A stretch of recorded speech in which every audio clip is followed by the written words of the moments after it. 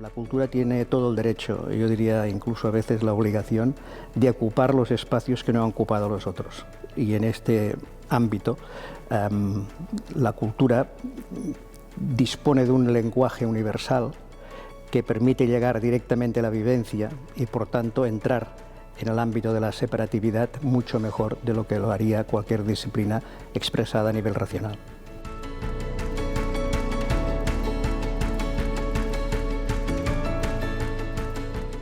La cultura tiene un poder transformador y no solo un poder transformador a nivel social, que eso es evidente, sino también a nivel individual. El poder acceder a un espacio cultural, a poder disfrutar de la cultura, crea un sentimiento de pertenencia. Y si hay un sentimiento de pertenencia, también crea autoestima. En las jornadas de Guiar tu Cultura ha pasado una cosa maravillosa, que es nos hemos encontrado gente que solemos estar trabajando muy de forma individual, ¿no?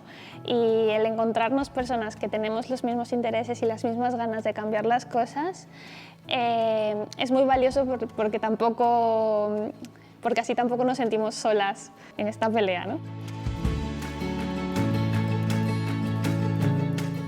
Bueno, argi dago musika eta dantza komunikazio lengoaiak direla, emozioak transmititzen dituzten lengoaiak direla, eta azken finean nolabait identifikatzen zeanean ikusi edo entzuten ari zeanarekin, edo nolabait ikusi edo entzuten ari zeanak nolabaiteko emozio bat transmititzen dizunean, horrek eragina daka ere zure sentimenduetan eta ondorioz gero zure inguru giroarekin nola harremanetan jarriko zean.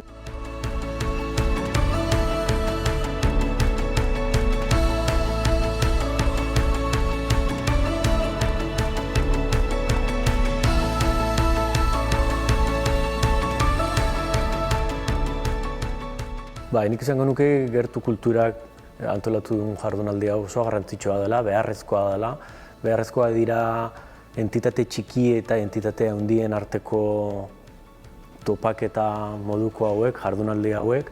Bai entitate handi edo instituzio aldetik dagoeneko martxan dauden proiektuak gehiago bultzatzeko edo gehiago babesteko beharra. Orduan, horrelako jardunaldiak nik uste dut oso beharrezkoak direla, poliki-poliki